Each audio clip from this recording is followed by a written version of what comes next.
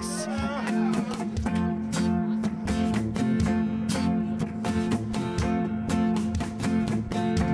A very good friend of mine told me something the other day I'd like to pass on to you, 'cause I believe what he said to be true. He said we're here for a good time, not a long time, Not a long time, so have a good time. The sun can't shine every day,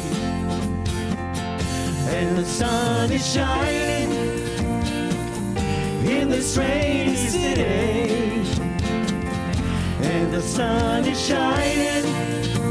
Ooh, isn't it a pity?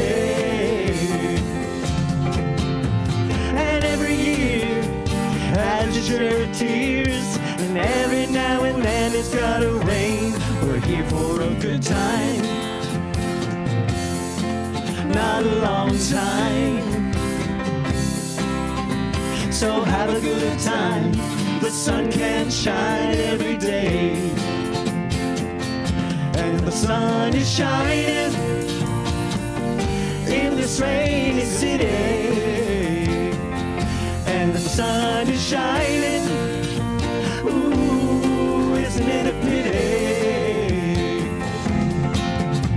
And every year has a share of tears, and every now and then it's gotta rain. We're here for a good time, here for a good time, not a long time, not a long time, so have a good time. The sun can't shine every day.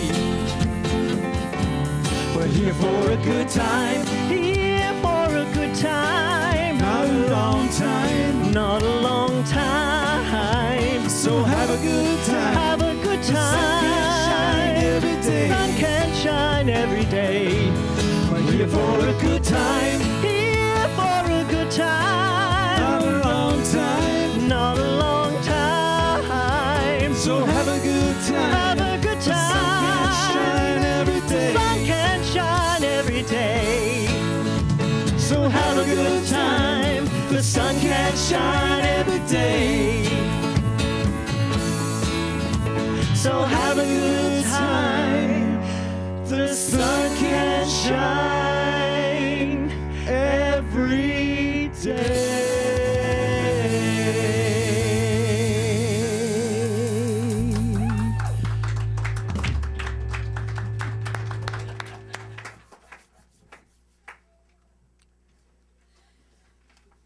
I'm just looking at everybody first. Good morning. Good morning. How is everyone this morning? Fantastic. Welcome to the Center for Spiritual Living, Toronto. My name is Jonathan Zenz. I'm looking to see if there's anybody that I don't know. Wow, this is, okay, I have to tell you, spring is sprung, right? Like, I am like in spring mode. Probably started when I was in the Caribbean. Yeah. But I am so happy to be here, and I'm so happy that you're here joining us today on this beautiful day. So did you all notice the slight change? Just a little bit of a change in our building and the way things are laid out now. And what's that? Oh yeah, I got all my hair cut off too. So I got a couple of things to tell you about here that are happening here at the center. We do have classes that are continuing on. We've got Exploring Roots on Tuesday nights, which is the history and the influences of the people who basically are the forerunners of New Thought, the philosophy that we study, the philosophy that we teach. I'm just gonna, because I keep looking at you through this light, I'm just gonna move this back a little bit. Thank you, Pierre. So that's on Tuesday nights at 7 o'clock. We've got a few more weeks of that class. It's a great class. We've been studying Emerson's essays, and it's very, very rich, Emerson. I just love Emerson, and I think it's growing on people. Because at first it feels like a hard read at first, but once you really get into it, it's really, really lovely, lovely stuff. On Wednesday nights, we are continuing Science of Mind 103, which is Building a Healing Consciousness is the name of that course. We've got a couple more weeks of that class, and then on the 27th, we begin a new course called The Essential Ernest Holmes. All of these classes that are being offered right now are prerequisites if you're looking to become a practitioner in this philosophy, to become a spiritual practitioner. So Just put that information out there. Next week, next Sunday, the 17th, we'll be having a workshop here that is being led by Ann James, Personal Growth Center. She's doing a workshop called If Not Now, When. I believe there is sign up in the lobby for that. We encourage everyone to stick around and join for that workshop, a life-changing workshop, as they all are, right? Every workshop is a life-changing workshop, but why not? Why not? Yeah, let's change our lives. That's what we're here to do, right? Okay. Everybody's very subdued today. It's a lack of sleep. Oh, that's right, because it's an hour earlier. Oh. Yeah, actually, that clock is still an hour. We haven't changed that clock yet. All right, then I will give that to you. Just because I'm like bouncing off the walls every Sunday, no matter what time it is, I will let it's coffee. Can we brew some more coffee? Let's give everybody coffee. So anyway, I was talking about class. The Essential Earnest Holmes, March 27th. Is a 10-week course that'll be on Wednesday nights. We've got Mental Muscle that's coming up. That's being done exclusively on the Global Truth Network. And Mental Muscle will be meeting online. Yes, online, on your computer. You get to sit with me for an hour on your computer, Mondays and Thursdays at 10 a.m. That's for 16 weeks starting April 1st. I encourage you all to go sign up for that. Also, April 21st. Nick Michelli, where are you? There he is, the man of April 21st. He is doing his CD release party on that date, and he's going to be a concert with Dragon as a special, Donkey is the name of the band. Dragon on the Mountain is the name of the CD. Join us for that. He's graciously offered to make it a fundraiser for our center. Yes. So please join us. I forgot to say, because it's written at the top of my page, we are looking for an electrician. We've got some work up front. We do need an electrician. So if anybody knows an electrician that could help us out, that would be fantastic. I'm just putting that out there. You can talk to me about that, and we'll move forward from that place. If you're visiting us for the first time, you can sign up for the newsletter that we send out on Fridays in our bookstore.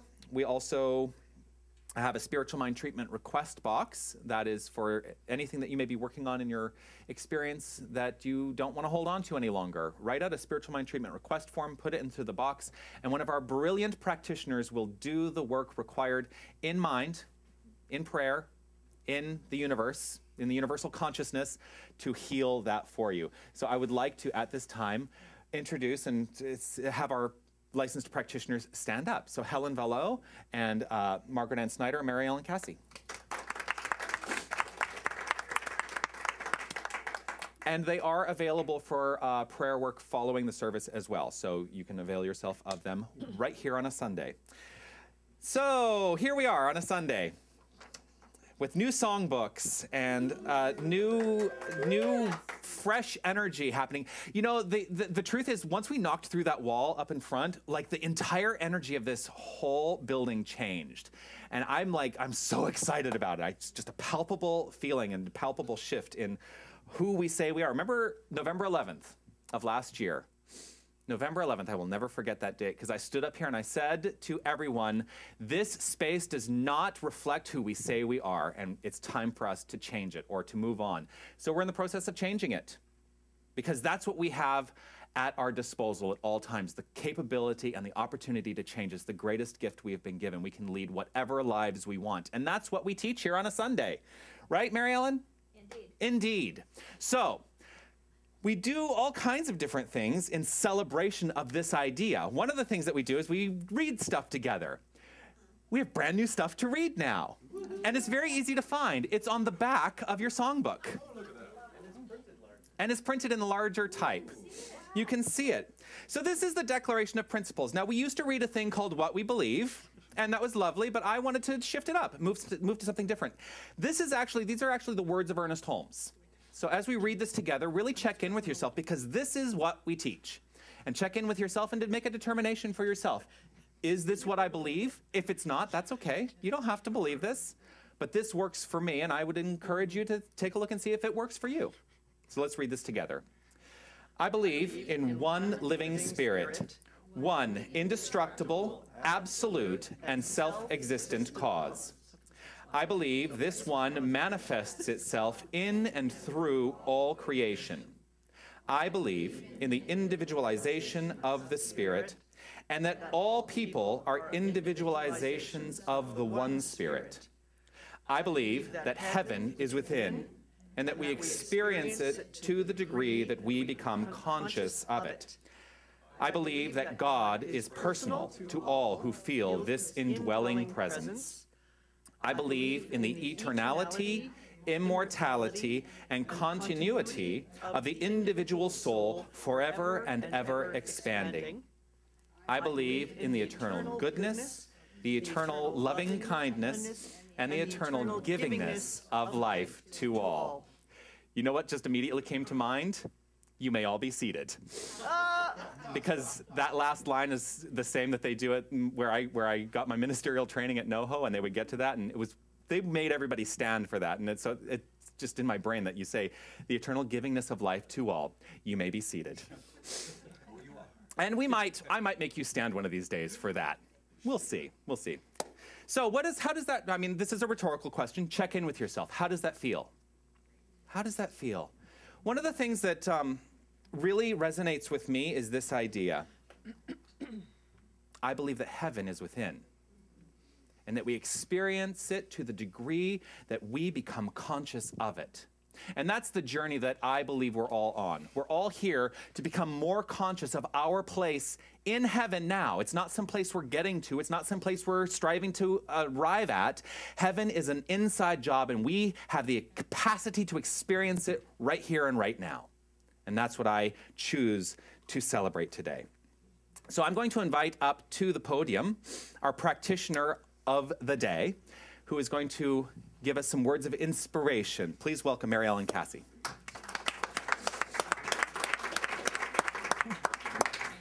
Well, good morning. I've changed my mind I don't know how many times, or I say, I'm led, and I wake up and I change my reading from last night till this morning.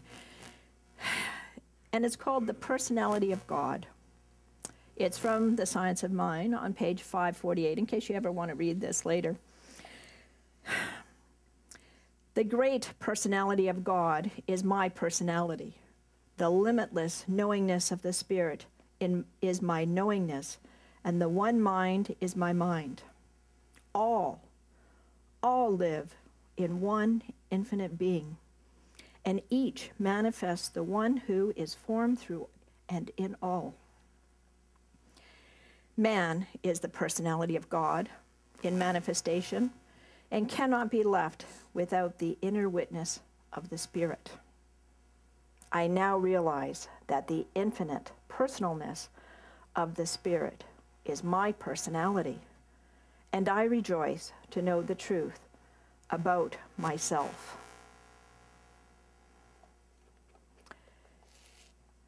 Ernest writes his little one-liner, but for myself, I am the energy. I am the frequency. I am the vibration of Spirit flowing through me. Clearly. That's awesome. I'm just like, could that be any more perfect? Yeah. I don't know. But God is my personality. Indeed it is. Oh. Yeah, you're going to stay here. I know, I forgot. Hold on, you need to turn to that page again. Oh, page 548. Page 548. Yes. All right. Here. So this is what struck me. It's so funny. Were you in class this week? Were you online in class? Because which one? Tuesday it was. You were in Tuesday. It was on Wednesday that we talked about personality, right? Oh, the personality of Spirit. God led me this today. It's perfect. What can I say? It's perfect. This idea that who you are, your individualization in form is your personality. And celebrate that, because each of us are unique individualizations of the divine. Hi. We're each unique in our expression. And so this is something to be revered and celebrated. I'm just so grateful that you read that today. It's just absolutely perfect. So always wanting to shift things and change things up. Everyone take, I know, Brian's laughing. Everyone take a breath.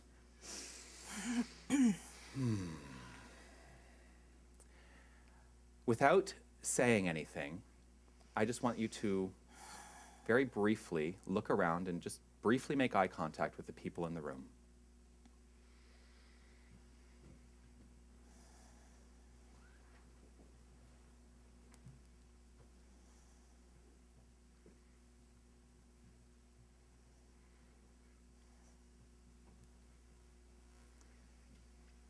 recognizing that each and every person, everyone, is a brilliant, brilliant expression of God.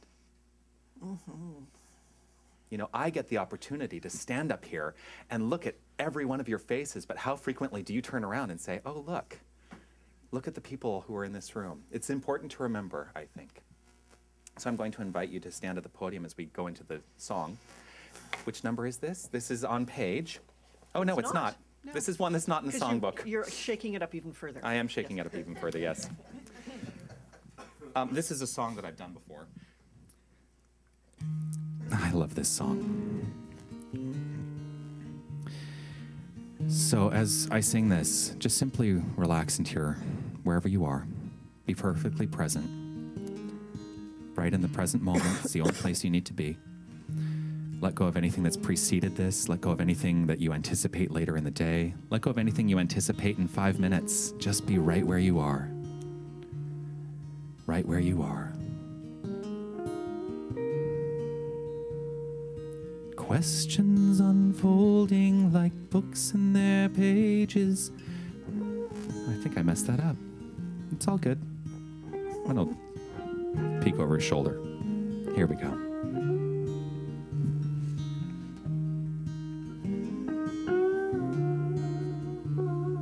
Questions unfolding like books in their pages. They just keep on turning for me. And I keep on asking why every question will somehow relate back to me. Oh, I was told by a knight of the sun, wisdom could set people free. Be content in your question, and may I just mention, you're only a drop in the sea. You're only a drop in the sea. Oh, la-da-da-da-da, la-da-da, la-da-da, la-da-da.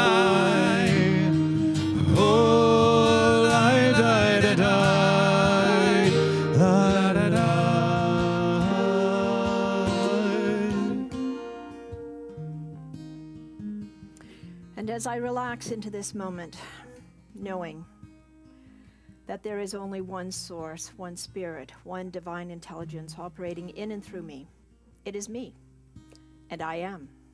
I am this all-knowingness, this wisdom, this perfection, this wholeness that breathes complete personality into all that I do. I embrace the love, the peace, and the joy, the satisfaction that I get every day I step in and I awaken to this truth that is always, always present, operating in and through me. And as a wave from the ocean crashes into the beach, the shore, I am all of this, so much, everywhere I look. I look into your face and I see the face of God. I look into the earth and I feel the heat, the life, the plants. It's all good. It's all well. And I know that all is well in my world. And as I continue to drink in and resonate with this vibration, this energy that I call God, my source, my divine supply, I tap in and I tune in and I allow it to flow everywhere through me, in all my cells, completely healing, completely relaxing into this state of peacefulness, calmness. And I am so grateful. It's with this loving and open heart that I say yes. And I allow it to be. I am living in a complaint-free world I live in a loving world. I am love, and I am beauty. And I am grateful for this knowingness. I release this word to the truth, to this universal mind, knowing it is all done. I let it go and I let it be so, and together we say, and so it is.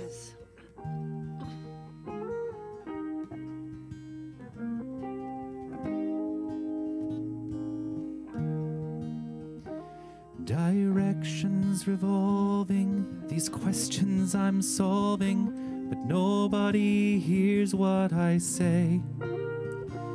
My answers unspoken, of sweetest emotion, believe how it feels today. Just believe how it feels today. Oh, la da da da, la da da, la da da, la da da. Oh, la da da da, la da da. Oh, I was told by a night of the sun, wisdom could set people free. Be content in your question, and may I just mention, you're only a drop in the sea. You're only a drop in the sea.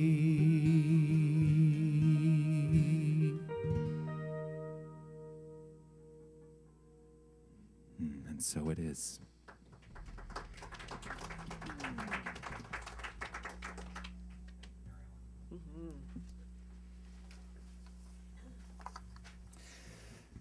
It's so funny what happens when this, when we do these songs, because, my mind reels actually when I'm up here. One of the things that I was thinking about when I was up here as I'm singing the lyrics and really listening to what it is that I'm singing,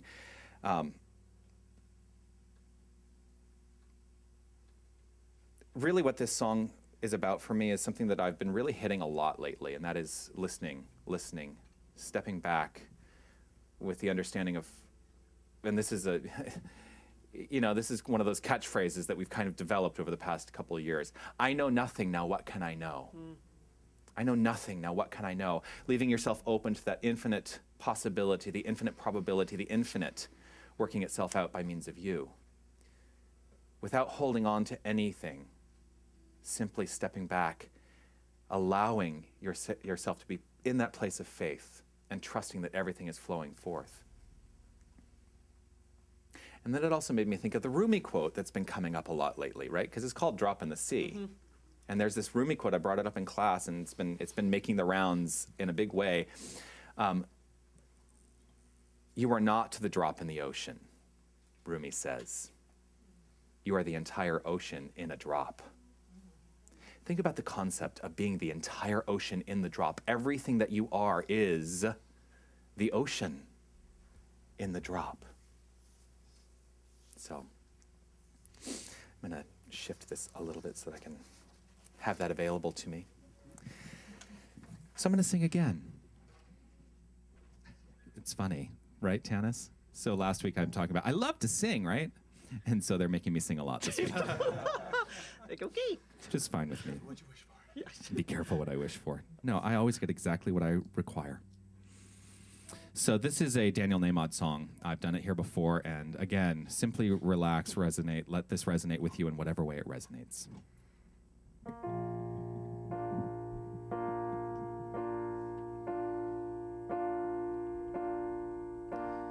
What do I do if I'm not chasing anything? What do I do if I've got everything that I need?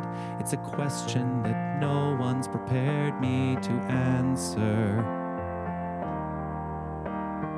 Where do I go if I'm right where I'm supposed to be? Where do I go if wherever I am home? It's a question I'm presently wanting to answer. If the usual way doesn't work for me now, that's a void I know nothing about. What if the race is over and we all automatically win? What if the game is ended long before it even begins? What if the test has been taken and we're all passing again and again? If the race is over, what then? What do I say if it's all perfect anyway? What do I say if I'm not here to change anyone? It's a question I truly don't know how to answer. How do I live if my life is eternity? How do I live if I'm no longer afraid to die?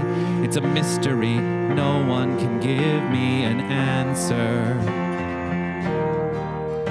If the usual way doesn't work anymore, there's no map for what life has in store.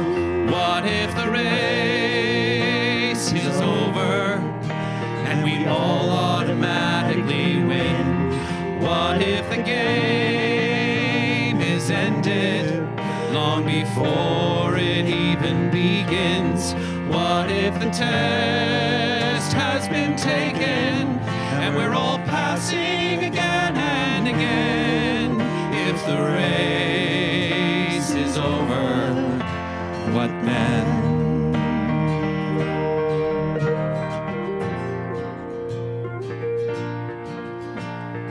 What is the purpose of time here on earth? How do I now define my death and birth? For that matter, what is my life really worth in the end? What's mine to give and what's mine to receive? Whom do I worship? What do I believe?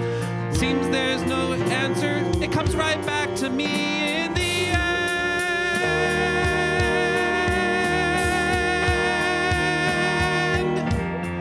What if the race is over and we all automatically win? What if the game is ended long before it even begins? What if the test has been taken and we're all passing again and again? If the race is over and we're all born victorious.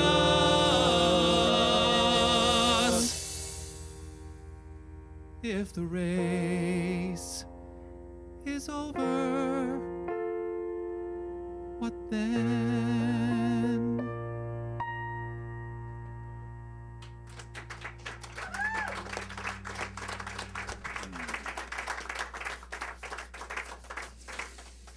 Thank you. Thank you, thank you, thank you. What if the race is over? You live on, of course, because there's nothing but life. The truth is, there is no race. The race is completely made up in our minds. That's the whole point. That's the whole point. There is no race.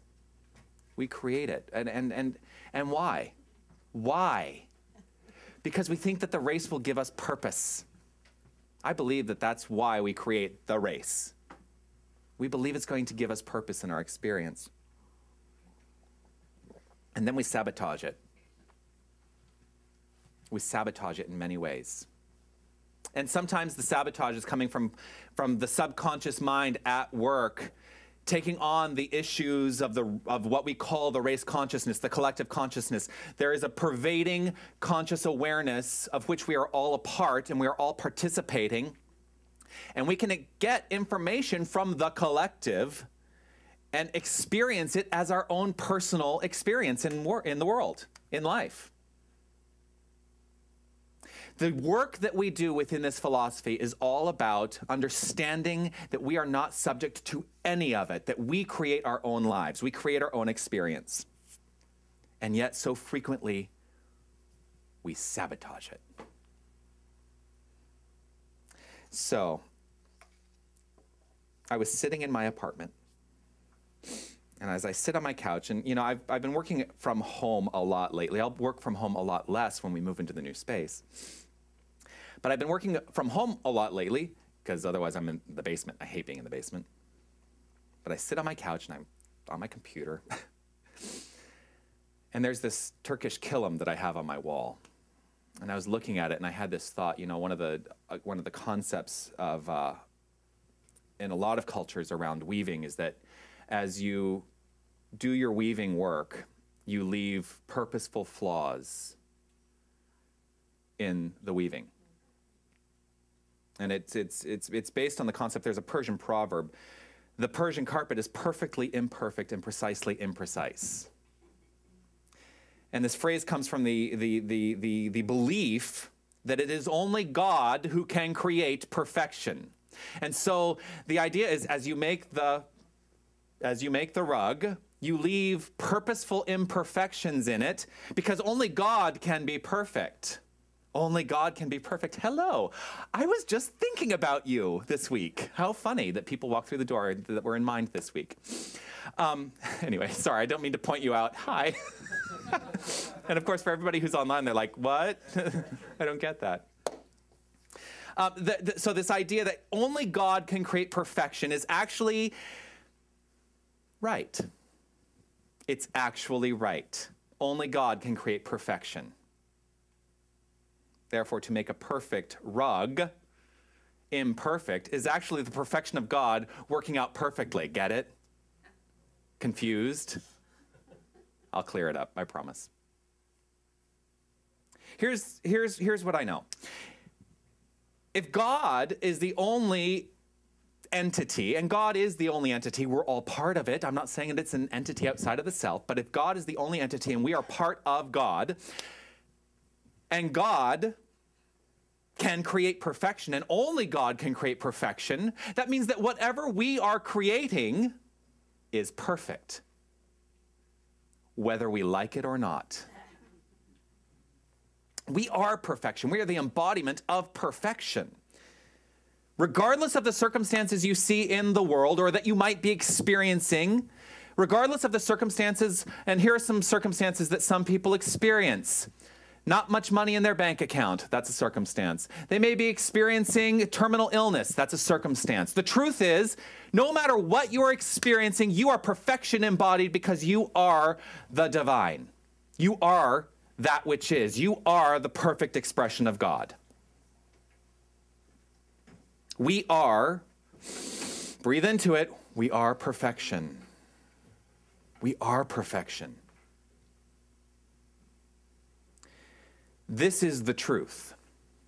This is the truth. And Ernest Holmes writes, the truth which sets us free is not the introduction of some higher power on a lower plane. That is not bringing God down here. It is the knowledge that there are no higher or lower planes in truth. There is no higher plane. There is no lower plane. There is simply the plane of action. The perfection of God playing itself out perfectly in this form of experience, which we're all having right now. And when we shed this mortal coil, we move on to whatever the next experience is because God is infinite. God being infinite, that means we are infinite. There can be no separation between God and the human experience because if we believe that, then God couldn't be infinite. Get it? It's just, you know, it's just reasoning. If God is all there is, there can't be nothing that is not God. So it's just like I was talking about last week. The idea that truth is being in a place of integrity and wholeness and tenacity. I love that word. I love the word tenacity. I use it a lot. That place of being unshakable in faith is how I really resonate with the idea of tenacity. Integrity, though. Integrity, the concept, the state of being whole. That's what integrity means, the state of being whole. If something is integral, it is expressing wholeness. Cannot be divided, cannot be separated. It is integrity. To what degree are you expressing and experiencing integrity in your life? Because the truth is, again, no matter what the circumstances you're experiencing, you are in a place of wholeness.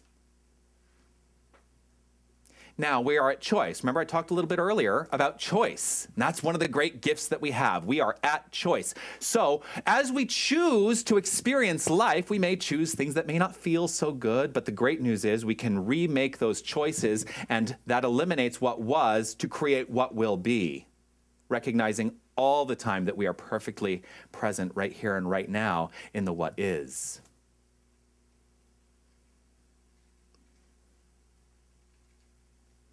Belief in anything other than integrity is believing in imperfection. Believing in anything other than integrity is believing in imperfection. And God cannot be imperfect. So,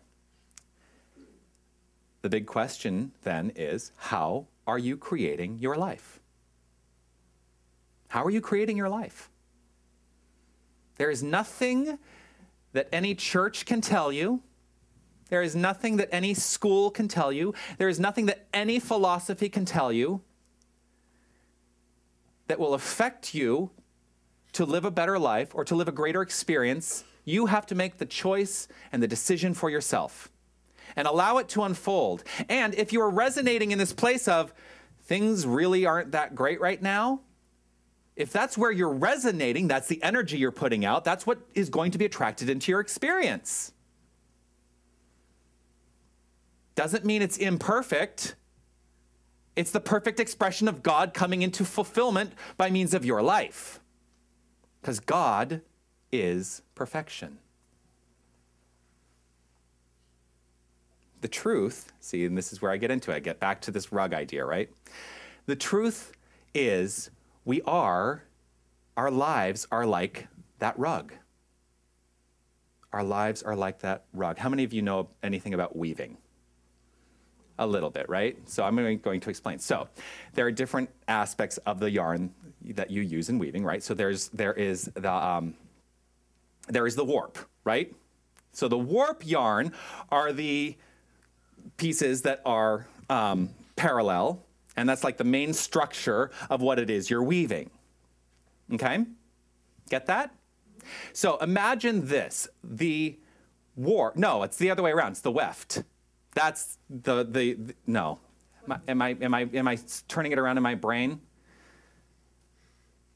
The weft are the parallel, the stronger yarns. Yes, that's right, the weft. So you've got the weft, right? Imagine that the weft is your belief system. Everything is held together by your belief system. There's the weft. The warp is the yarn that goes back and forth through the weft, right? And then it comes back. And this is your experience. Your experience is held together by your belief system. Get it? And as I was thinking about this analogy today, I started thinking, wow, that's really nice. And it makes a, beautiful, we're all beautiful individualized Persian rugs. And then I started thinking, but where is God in all of that? Oh, God is the yarn. God is the very yarn itself, because we are all made of, expressing as the divine. So your experience is held together by belief. And it's in the weft, when they are weaving the rug, it's in the weft where they make the purposeful flaws, where they make the imperfections. And so it is only in our experience that we create imperfections. See what I'm getting at? It's never in the belief system. It's never in the structure. It's only in the experience. And we mistakenly think that the experience is the belief system. And it is, to the degree that you believe it. If you want to eliminate the imperfections in your life, you must start living from the place of understanding that you are perfect. No matter what is showing up in your experience, you are perfect. I guarantee you, if you wake up and you look at yourself in the mirror every single morning and say, I am perfect, I'm expressing life brilliantly, and everything is moving in my favor, it's going to move in your favor. How many of you actually get up and do affirmations in the morning? That's brilliant. About a third of you. How many of you pray? About half of you. How many of you meditate? It's funny how it kind of, affirmations is a third, prayer is a half, meditation is actually a large majority of you. You don't have to do any of those things. So you didn't think I was going to say that, did you? You don't have to do any of those things.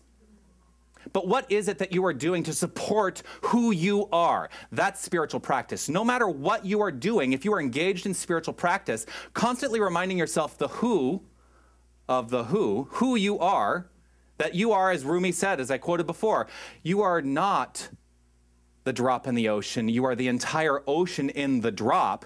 When you really come to understand that principle and that idea, your lives unfold beautifully and brilliantly.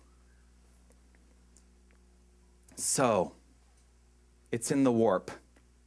It's in the warp where we create the flaws of our life. It's in the experience. So are you creating flaws in your experience?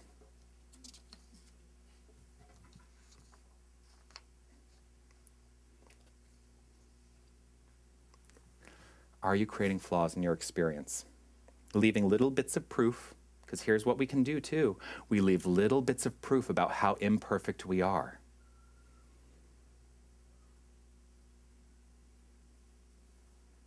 I've done it. I've held on to ideas that supported the concept that I was imperfect. It can be, well, I'll tell you because I already mentioned it. The one idea that I held on to for a really long time was lack. The concept of lack. I don't live there anymore. Once I understood that my idea that lack somehow made me a better person, that's ridiculous. That took me out of the place of thinking that I was an integral part of the whole. But it was a perfect demonstration when I would look at my bank account and it would be very low or in the red.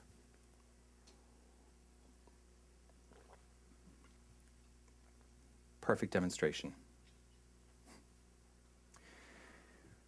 Now, the truth is, everything is held together in this beautiful pattern, experience held together by belief, and we actually must maintain that in order to experience life. Because if it was not like that, what would we be? We would be a big pile of yarn. At loose ends. And vice versa. You know, it's like if the experience was not there to support the belief, then we'd be a big pile of yarn. If the belief was not there to support the experience, we would be a big pile of yarn. So we actually must come to the understanding of how do we weave together our lives so that these things are perfectly in line, so that everything is unfolding as we want it to be, as we require life to be, not going willy-nilly into the ethers of thought and allowing the race consciousness, the collective consciousness, to drive us. We have the capacity to drive our own experience. One of the great quotes, this is one that I always go to, of Ernest Holmes is, one alone in consciousness with the majority constitutes, no, one alone in consciousness with the, oh, see now of course I didn't write it down, because it just came to my mind right in this moment that I wanted to say it. One alone in consciousness with the infinite constitutes a complete majority. I just had to stop myself for a moment. Think about that. One alone in consciousness with the infinite constitutes a complete majority. What that means is no matter what the rest of the world might be experiencing, you are only subject to it if you decide to be subject to it.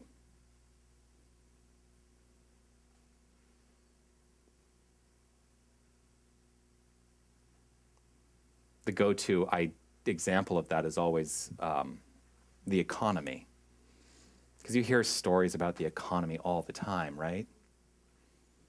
How many of you flourished during the recession? Well, I mean, we're in a different country, right? So the recession really was, but you experienced a slight recession here of sorts, right? How many of you flourished through that? Yeah, maybe not quite sure. The truth is, you didn't have to participate in it at all. At all. It's where is your mind? Is your mind in the understanding that you are the abundance of the universe in form? And that everything that shows up around you is abundance? You don't have to give in to what the rest of the world is experiencing.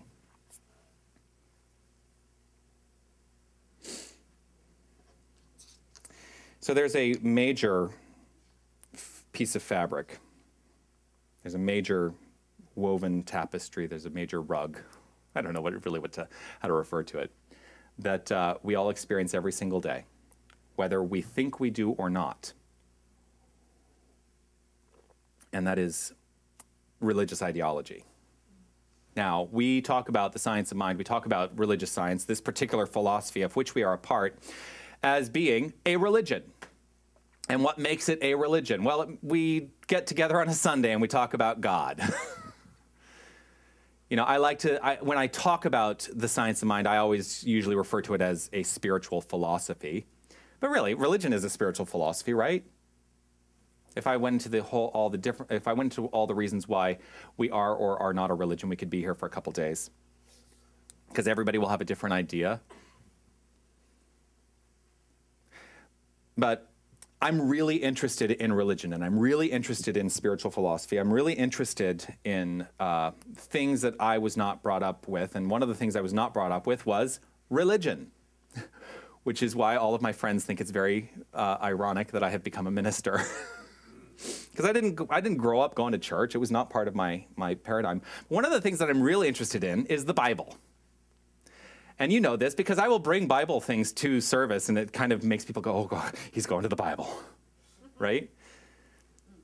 So I have to tell you, there is this mini-series. Has anybody watched the mini-series on History Channel? Nobody. I love it. It has started, yeah, called The Bible. It's a 10-part mini-series, and it is called The Bible, and it's basically Genesis to Revelation. The Bible.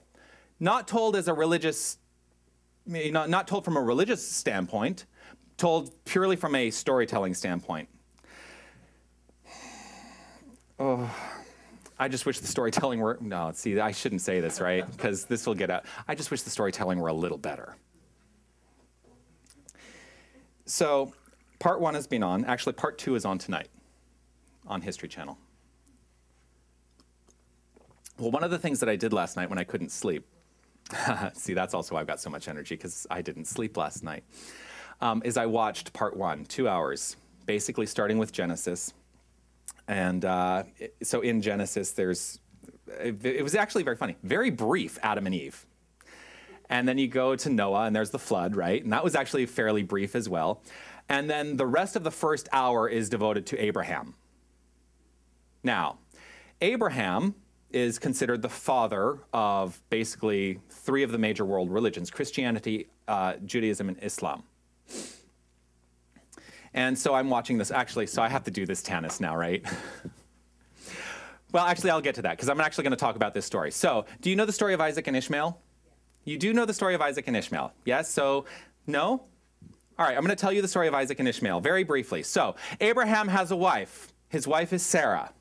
Sarah cannot bear children. And this is his plea to God. Abraham pleads to God, please, I would like my wife to bear a child, right? And basically, it's not happening, and it's not happening, and it's not happening.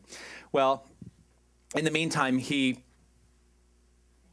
engages with Sarah's handmaiden, whose name is Hagar, and she has a child. So you know how they engaged, right?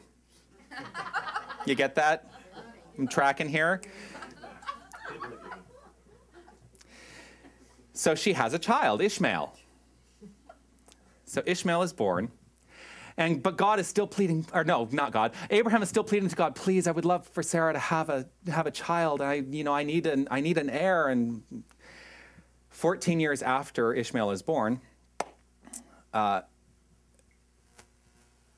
Abraham is visited by the Spirit of God, if that's the way you want to look at it. And God basically says, you will have, this is 13 years, you will, by next year, Sarah will be with child. And so this comes to fruition. Now, she was fairly old at that point, so could be considered a miracle, depending on which state of life she was in. She has a son named Isaac. Okay, so now you've got Hagar's son, Ishmael, Sarah's son, Isaac. They're half-brothers because they share a same father. Now, Isaac obviously is not the firstborn son, which freaks Sarah out. So Sarah says, I need you to banish Hagar and Ishmael because it is Isaac who must, who must move forward and populate and be the father of God's chosen people. Okay, you tracking with me? All right, so he banishes Hagar and Ishmael. And then Isaac starts to grow up, and then there's a whole so this is where I'm getting at. So there's this part of the story where God hears the Spirit, and the Spirit says, you must offer a sacrifice. You must offer a sacrifice. You must kill Isaac. This is what he hears God say. I mean, you kind of look at this from a storytelling standpoint, and you're like, really? You beg, and then God gives you a child, and then God says you have to kill the child. So Abraham takes Isaac, and they go off, and they walk for 3 days. And they go up on the mountain, and on the trip, they have not taken a sacrificial lamb, because he has said to Isaac, we have to go make a sacrifice. God has asked for a sacrifice. Isaac says, well, where's the lamb that we're going to sacrifice? And Abraham turns and says, the Lord will provide. God will provide the sacrifice. He gets up there. He then binds Isaac's hands and puts him down. He pulls his knife out, and then he's visited upon by an angel, and the angel stays his hand, and then a lamb appears, and then he can make the sacrifice of the lamb. So he never actually had to sacrifice his own son. But it was the faith and the willingness that if he did this, see, this is where it comes down to. The faith and the willingness that if he did this, everything would work out the way it needed to work out perfectly for his highest good. That's not a God that I really want to engage with so much, just to be clear. But this is part of the bad acting that I have to tell you about on this show. And it is bad acting, I'm sorry. So Isaac and Abraham leave. And Sarah goes to the shepherd and says, did they not take a lamb with them? They didn't take a lamb with them? Oh, no! And goes running after them. I'm like, oh, no. The sacrificial performance. Yeah, the sacrificial performance. Anyway, the whole reason that I'm telling you this is just to give you a little bit of background also into the nature of the conflict between the Israelites and Islam, because it is believed that Moses was descended from Isaac, and it is believed that Muhammad was descended from Ishmael. And there's the conflict. It started off as sibling rivalry. Suddenly it makes a lot more sense. Yeah, that's awesome. Thanks. Sibling rivalry. But here's the thing. If you talk about the weaving of life, the warp and the weft, this is what has been created in our minds as a race consciousness with regard to religious ideology that has lasted for centuries, millennia at this point. And it has wreaked havoc on generations of mankind. Shahrose has her hand up. Yes, Shahrose. I'll just say that Moses is equally revered by Muslims as Muhammad. I'm not disagreeing with that. And okay, so I just wanted to say where the conflict started, right? We could get into all of the Islam reveres Moses. They revere Jesus. They revere and I don't want to get into the misunderstanding that many people have around Islam, because I would say a majority, especially in the States, a majority of people have a deep, deep misunderstanding of Islam. But that I come to class, we'll talk about that at some point. Maybe I'll do a class in world religions. Actually, I'd love to do a class in world religions. Anyway, but this conflict has wreaked havoc on generations, millennia, generations of mankind. What it really boils down to in my own mind is what is missing. Because for me, the concept that God would require a sacrifice of the kind that he asked Abraham to do, that's not the true nature of God. And I think on some level, well, there's certainly a story to be told about the nature of faith. And if you look at the Bible as a metaphysical paradigm, that everything in there is a lesson, it's not to be taken literally, the concept of faith. But what is the true nature of God? And this is where I really feel, if you look across all religions, what you really come to is this understanding that the true nature of God are these attributes that actually were very clearly delineated by Thomas Troward. The attributes of God: love. God is love. God is the self-givingness of spirit. God so loved the world. See, now we're getting into the New Testament. God so loved the world that he gave his only son, only begotten son, so that we might live. Now, the Bible is not really about, it's not really about Jesus. It's about the sonship. We are all the sons. We are all the expressions of the divine. God so loved the world that God created us of itself. God wove together that tapestry. The true nature of God is light, an inherent eternal energy, cannot be extinguished. Are you shining your light? The true nature of God is life, the expression of life. The eternal truth is life. There is nothing but life. Life never ends. We have a perception that when we die, that life is over. No, we simply move on to the next thing. Other attributes of God: peace, power, beauty, joy. Love, light, life, peace, power, beauty, joy. These are the attributes of God. And if these are the attributes of God, and as I've started off today saying, we are that which is, we are God, these are our attributes at the core of our being. Are you living these attributes? Are you living expressing love, light, life, peace, power, beauty, joy? And then the one that I've thrown in, wisdom. Because I do believe wisdom, an inherent understanding that wisdom comes through us, as us, if we really tap into the universal source of all that exists. Within that list, love, light, life, peace, power, beauty, joy, wisdom,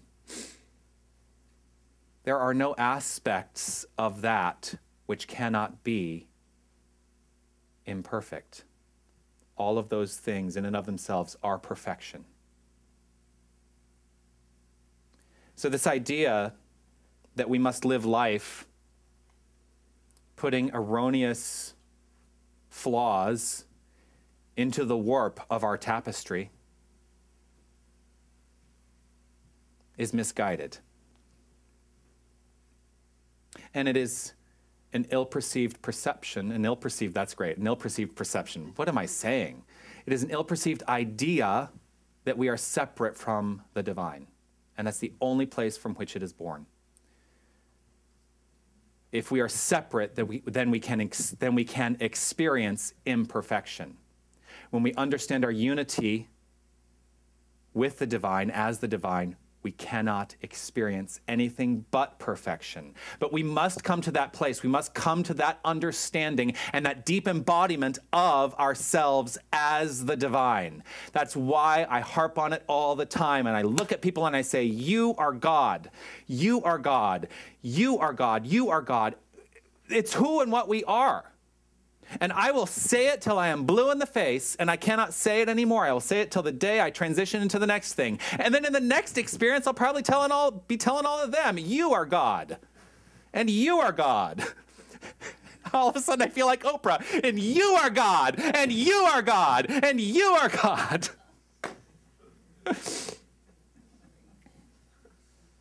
So then, I have a question. Here's a question. Do imperfections exist? Based on all that you've heard, do imperfections exist? As perfection. So the answer is yes and no. The answer is yes and no. Imperfections only exist in the way that you perceive perfection. And it's a head game we play with ourselves, right?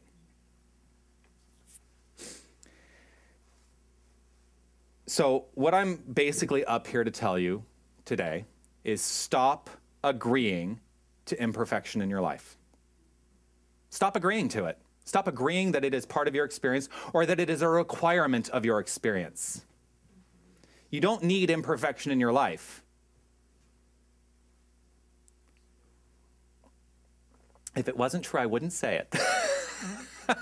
At least, well, you know what? Actually, I'm going to take that back a little bit.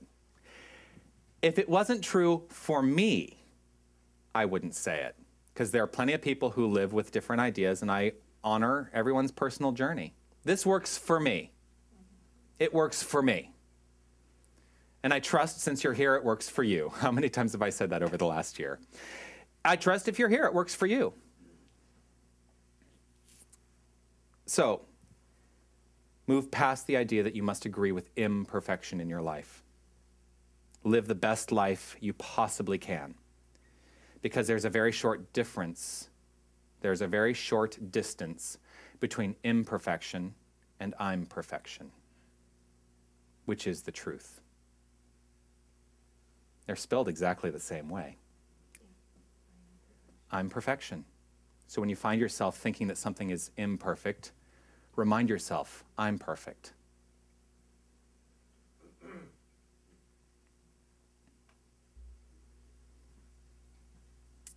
I have one final quote from Ernest Holmes, which is really the concept of reminding yourself at all times, I'm perfection. He writes, since the divine must hold us as some part of its eternal perfection, we are fulfilling our destiny when we think of ourselves as already divine and perfect. Fulfill your destiny. Remind yourself at all times, I'm perfection. I'm perfection. I'm perfection. And see how your life transforms. Namaste.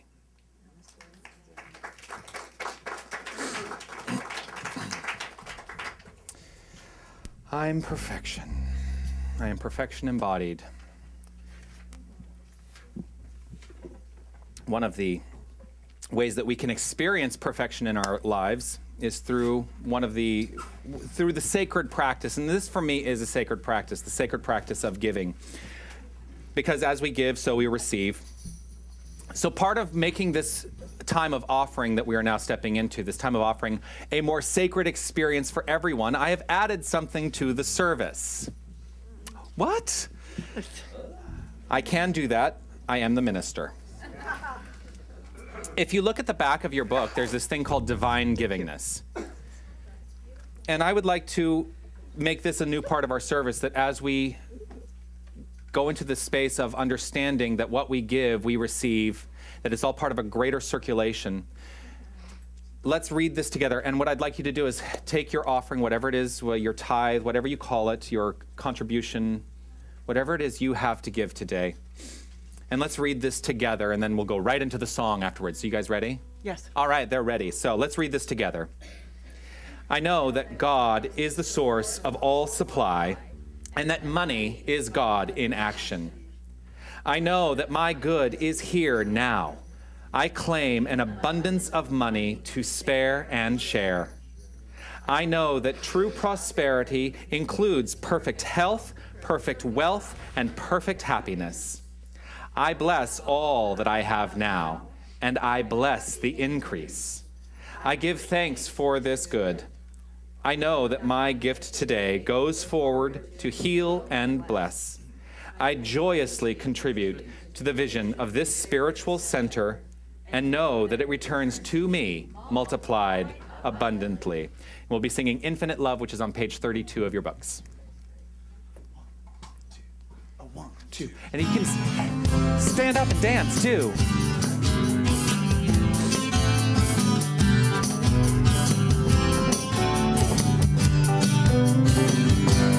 Infinite love flow through me. Infinite love flow through me. Infinite love flow through me. Help me to be all I can be.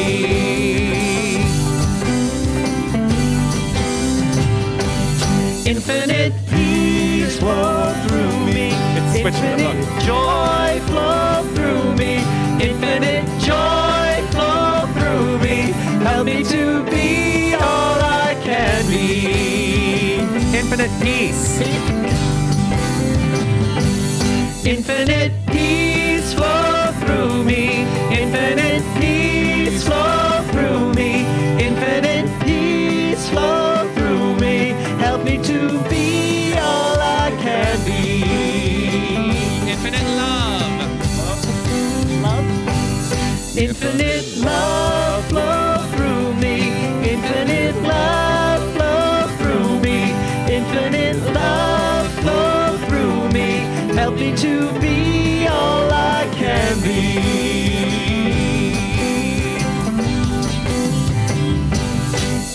All right. I will invite Mary Ellen to do a blessing over the offering.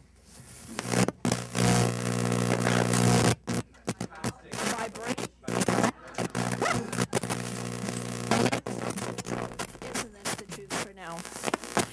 That. Well, I'm just a spark.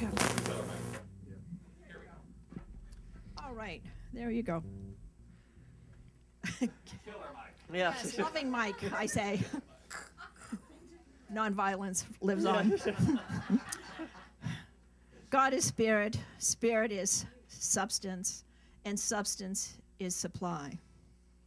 It is in the greatest honor to receive these gifts in this practice of the law of circulation, that we generously give and we appreciate the gifts of people's time and talents and treasures.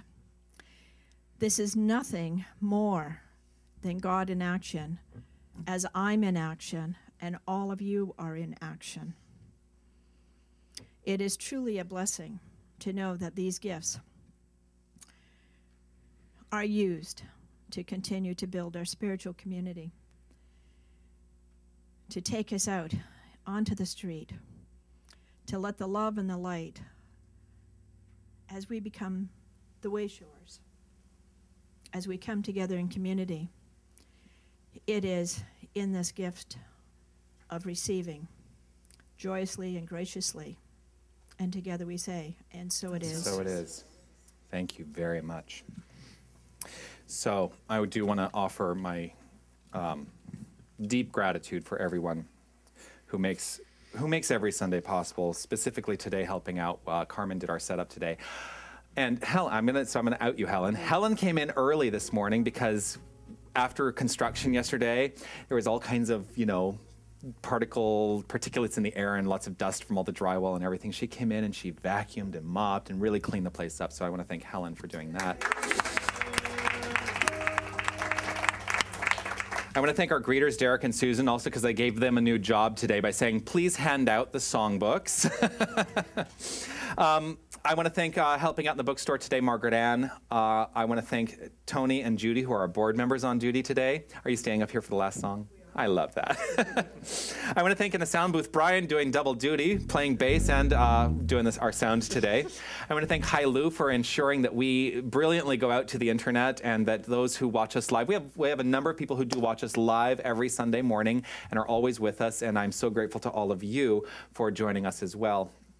I want to thank Mahala and Chris who are down with the kids today. Yes.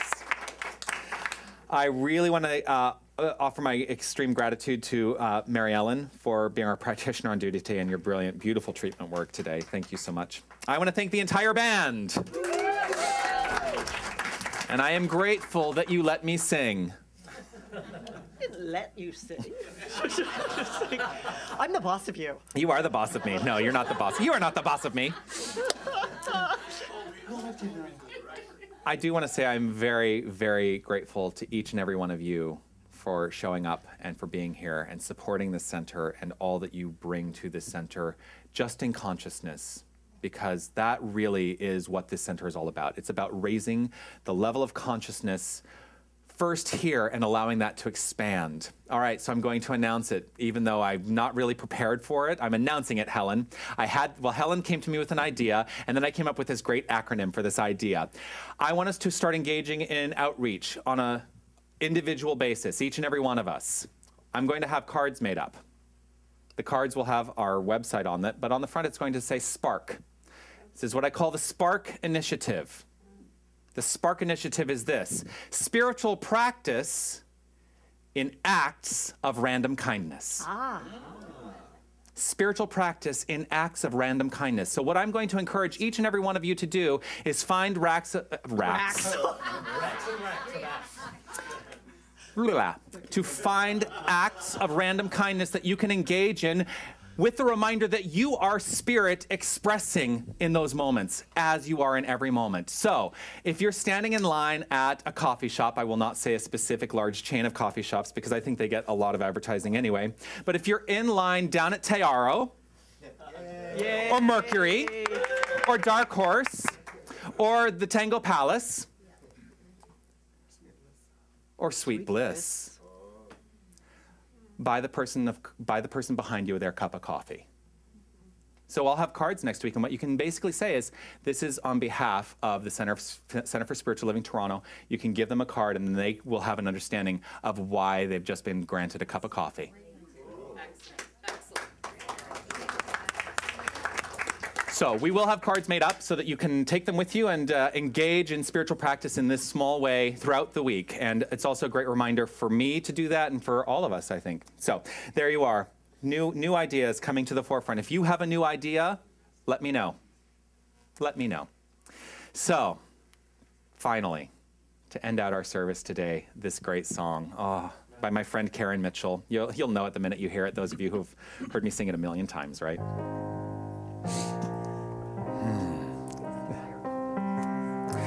Well, when the new bookstore opens, I'm sure we'll be carrying her album. Yes. Yeah, we will have music and books and all kinds of great stuff.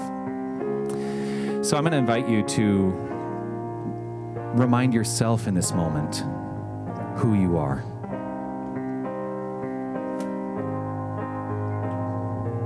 With the understanding that who you are is not what you do, it is the way you experience life.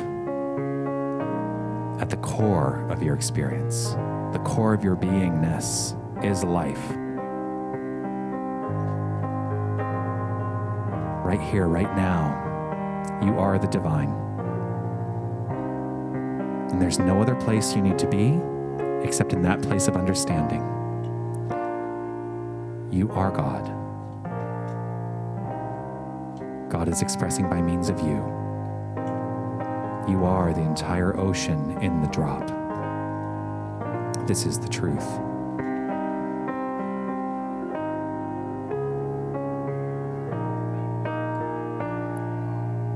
When I forget we are one, and I regret things that I've done,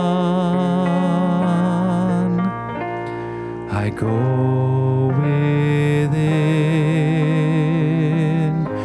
my heart and soul. I start again, knowing I'm whole.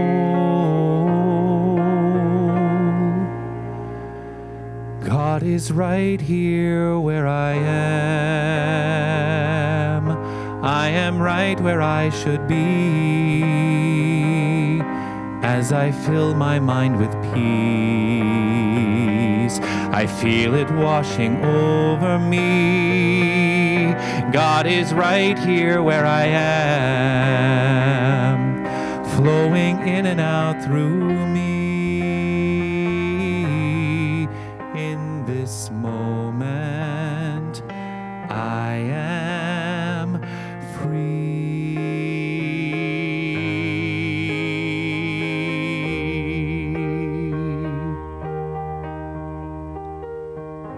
right here in this moment, I am free, for freedom is the birthright of all of us. We are divine freedom. Free to choose, free to experience life in our own unique way, for that is all we can ever do, is experience life as the divine in our own unique way. For there is nothing but the divine, there is nothing but life, there is nothing but life and light and joy and harmony and peace and beauty. There is nothing but this perfect, perfect creative energy, unfolding, infinite, and expressive. There is nothing but God. This is the very core of who and what we are. God expressing uniquely, individualized by means of each and every one of us.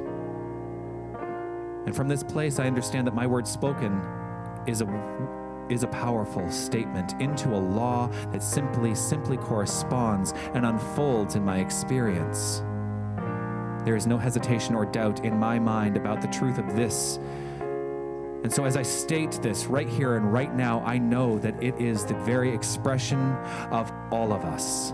Each and every one of us are perfect, perfect expressions of the divine, living lives of perfect health, perfect wealth, perfect creative expression, perfect relationships. Letting go of anything that is contrary to these ideas, I simply let them unfold by means of each and every one of us. I trust and I know that there is nothing that is not perfect, for each and every one of us is perfection. Understanding that perfect, perfect thing. Reminding ourselves in every moment, I'm perfection. I'm perfection. I'm perfection. I trust this. I know this, and I am so grateful for this understanding. I am so grateful for the perfect expression of God in each and every one of our lives. In gratitude, I simply relax, knowing that it is all handled. It is all unfolding. We are perfectly held in faith in the hands of grace. And so I simply let it unfold. As I release my word to law, I know it is complete right here, right now. I let it be so, as together we say, and so it is. When things go wrong and my way is dark, and when I lose my song and life breaks my heart, I go within my heart and soul. I start again, knowing I'm whole.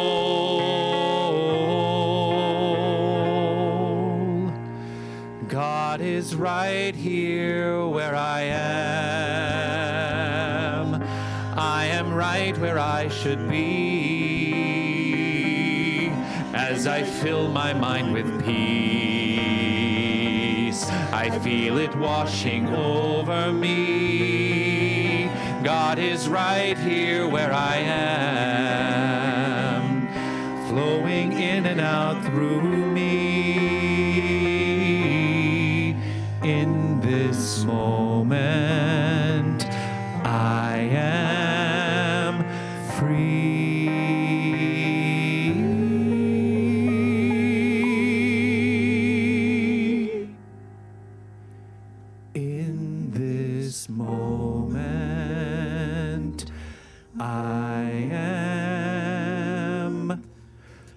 free.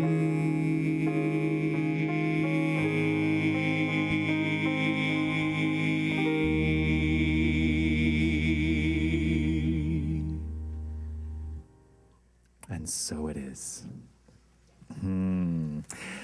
So we're going to end the day with a big breath. We're going to end the day with Watching the River Run, which is on page 27 of your songbooks. 1, 2, 3, 2.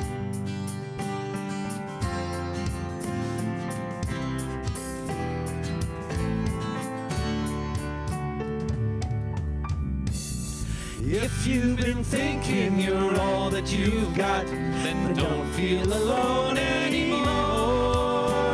'Cause when we're together, then you've got a lot. 'Cause I am the river and you are the shore. And it goes on and on, watching the river run.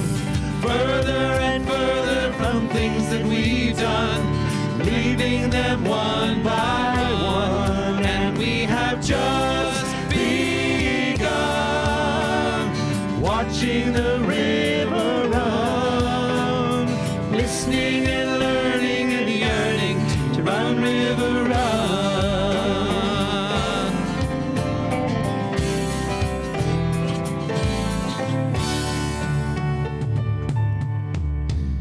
Winding and swirling and dancing along, we passed by the old willow tree, where old friends embrace as we sing them our song, rejoicing together as we breathe the sea. And it goes on and on, watching the river run, further and further from things that we've done, leaving them one by one. And we have just begun, watching the river run, listening and learning and yearning to run, river, run. And it goes on and on, watching the river run, further and further from things that we've done, leaving them one by one. And we have just begun, watching the river run, listening and learning and yearning to run, river, run, listening and learning and yearning to run, river, run.